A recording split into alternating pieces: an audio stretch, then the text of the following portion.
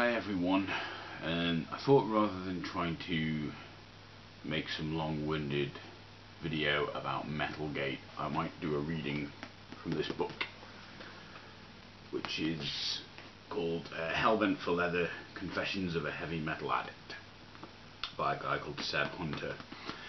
If you've ever read kind of rock star biography, anything like that, any kind of biography of a band or a member of a band, this is like the anti-rock star biography. This gives you much more of an accurate idea of what most musicians' lives are like. I think it's pretty good. I picked up a princely sum of £2.97 about 10 years ago. Yeah, I'm going to do you a reading, and hopefully I would highly recommend this book. It does detail exactly why things like Metalgate are stupid. Obviously this was written 10 years ago, but it details why this weird attachment people have to their subculture and subcultures in general. This weird attachment people have to them are kind of lame.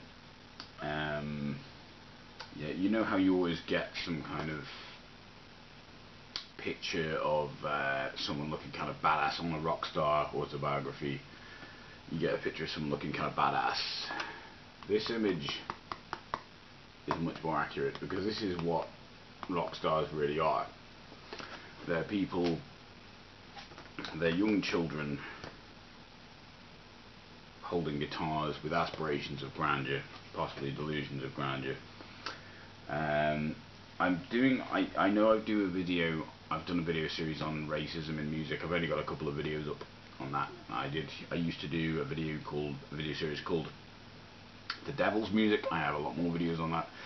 It shouldn't surprise anyone. I'm planning to do one on sexism in music. I will be referencing this book a lot, but I might as well give a teaser to people here. If you don't like heavy metal, you might still actually enjoy this book. You may even enjoy it more than people who do like heavy metal, because it, in no uncertain terms, lampoons the entire subculture.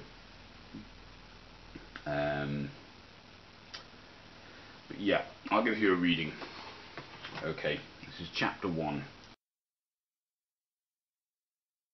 Let's get it up.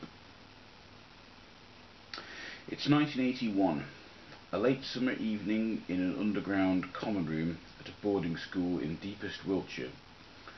Someone is playing Can Can by Bad Manners on a cheap yellow record player, and we're all running around in a sweat, playing off the musical momentum, though hardly paying it much attention. Then comes my big moment, the only real eureka, blinding light moment I've ever had. Some wise child peels off from the fray and clunks down AC/DC's Let's Get It Up. And that's it for me. That was a light switch. The world suddenly became three-dimensional, and my ears popped open. It was so raw, so suggestive, that I had no idea how to react. This was a whole new set of rules for my body. A sudden and unexpected DNA tattoo. I stood motionless on the flagstone floor, beads of sweat hanging off my fringe, waiting for this skull-splitting room to end so I could calm down and return to how things had been before. But I never quite managed to get there. Hey, what was that? I stood open-mouthed over the record player. By the end of the week, having heard Let's Get It Up a further 16 times, including the B-side, Back in Black, live, all other thoughts in my head had evaporated. I taught myself how to do this fast. What he's done there is an illustration of the AC/DC logo. Back at home that Christmas, I knew exactly what I wanted. For the last few years, my parents had been feeding my thirsty Star Wars obsession. However, this year I'd requested just one solitary item, a cassette by AC/DC. My mother asked me where she was supposed to purchase such a thing, and I was forced to admit I had no idea. So I spent an anxious Christmas morning worrying that I'd be getting yet more Star Wars figures, and not the one thing I craved so badly. But halfway through the communal giving, I was handed a tape-shaped package. Slowly I peeled at the wrapping until I could clearly see a gold cover and a picture of a giant cannon, and on the back cover, oh my god, the album contained Let's Get It Up. I felt sick and slightly dizzy, and my hands had started to shake. My mother, sensing my existential distress, plucked the plastic box away. Let's get it up, I whimpered. My mother frowned. What do you think that means? It means, I paused, let's all get it sort of up and have fun. Well, you're wrong. It doesn't mean that at all. It means something entirely different. Like what? I'm not telling you. Just be careful, that's all. Don't go around saying that sort of thing in public and put the finger on you. What do you think that one means? It just means putting the finger on you. I don't know. She doesn't understand, I thought to myself. She doesn't get it. She ran her finger through the rest of the songs, muttering under her breath, and handed it back. Let's Get It Up means something rude. In fact, quite a lot of these songs sound rather rude. You're mad, I thought, embarrassed for her obvious misunderstanding. As soon as the Queen's speech was over and the family had thanked each other for their biscuits and condiments, I interrupted proceedings by loudly demanding we play my new tape. Everyone will like it. But Granny will like it too. My father raised an eyebrow. I had up until this moment been a thoroughly charming and dutiful child, so after a moment's consideration the cassette player was reluctantly dragged in from the kitchen. With my back to my extended family, I slid the new cassette into the machine and covertly inched up the volume in preparation for AC/DC's grand opus For Those About to Rock, We Salute You, in all its corrosive pomp. As the guitars snaked out, I turned, grinning and blushing heavily, and grabbed onto the aerial to steady myself. Then the bass began to throb, and I noticed some awkward shuffling on the sofa. Next came the drums. Crikey, they were loud. I glanced at my scary Uncle Jeff, and he'd started turning purple. But still I sensed a thrill of expectancy in the room. Then came the singing, or rather some wordless yelps like a rusty iron lung, and with it a sharp, horrified wince from the entire family. It was slowly dawning on me that perhaps not everyone would love AC/DC quite as much as I'd hoped. Finally, just as the chorus came blazing through, For Those About to Rock, We Salute You, and I was at the very peak of excitement, my father shouted, Enough! And my mother leapt at the eject button, and I was hastily sent upstairs by Granny. I stood bold and mighty. I'd managed to play rhythm guitar through the whole bloody thing, with nary a brace of bum notes. Bring on the groupies. I climbed the steps from my new annex bedroom into the kitchen, where my mother was washing up. She always heard everything I played through the glass door. I had a curtain, so at least I could do the moves in private. I shimmied around the kitchen table, waiting for her reaction. I just wish you'd play in time, she said. Pardon? You always play out of time. It's very frustrating to have to listen to. How can I play out of time when I'm playing along to a record? What do you think the drums are there for? I drank a big glass of water.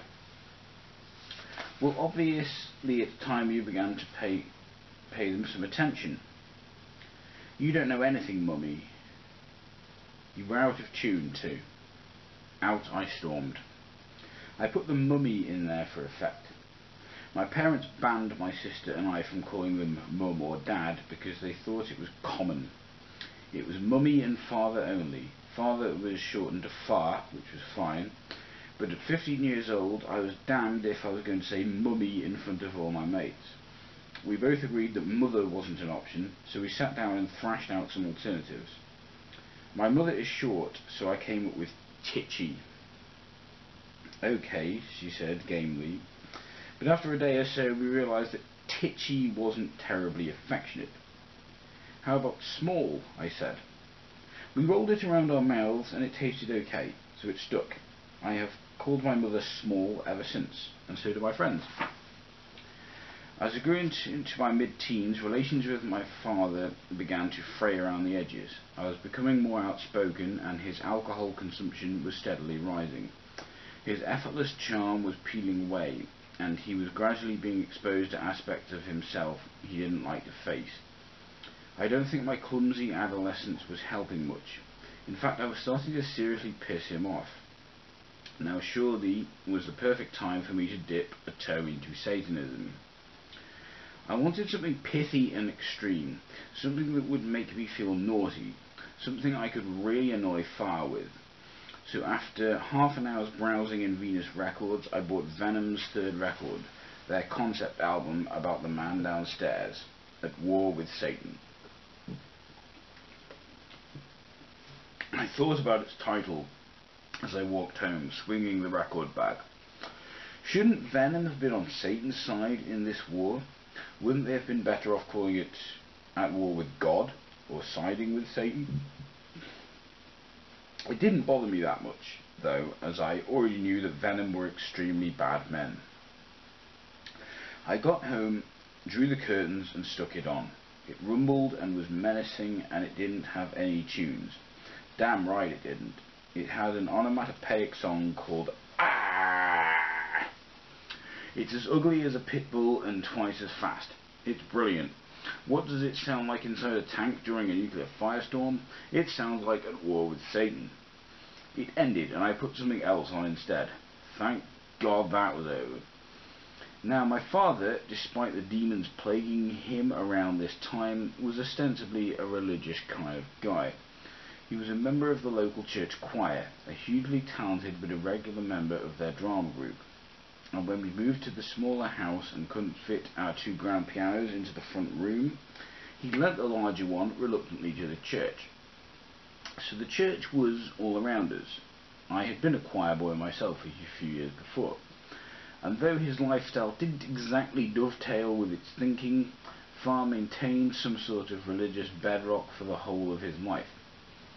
Therefore, when the parent-baiting metal son brings a dodgy-looking record with an upside-down cross on the front into an already tense family home, the beleaguered head of household sniffs an opportunity to carve a fatherly line in the sand. Ever one for the easy life, I left it out one night in an unnecessarily prominent position in the living room, just to wind him up. As expected, there was a showdown at sunrise or thereabouts the next morning. I want that thing out of this house. What thing? You know what thing. That thing. He pointed to it like a preacher man. It was there to be pointed at. I'd leant it against the legs of the piano. Oh, that. But why? I'm sorry, but I'm not having something with an upside-down cross on it inside this house. But look at it. It's not like it's real. It's just a record. And anyway, it's called At War with Satan. They're on your side. Don't be cheeky. I want it out of the house. What? If it's still here in the morning, I'm going to remove it from this house and burn it. What? You heard me. I pondered. I decided to leave it where it was, but turn it upside down, so the cross was the right way up. What a wag. And lo and behold, it had gone when I got up in the morning. So yes, heavy metal, largely a bunch of white middle class kids rebelling against their parents. One interesting thing about that book is he has a perspective that usually only outsiders have of heavy metal as a subculture, and that anyone has of any subculture. You can actually see how silly it is from the outside. But let me know what you think. Goodbye. Okay, day 15. Here we go. Chocolate not been stolen, thankfully.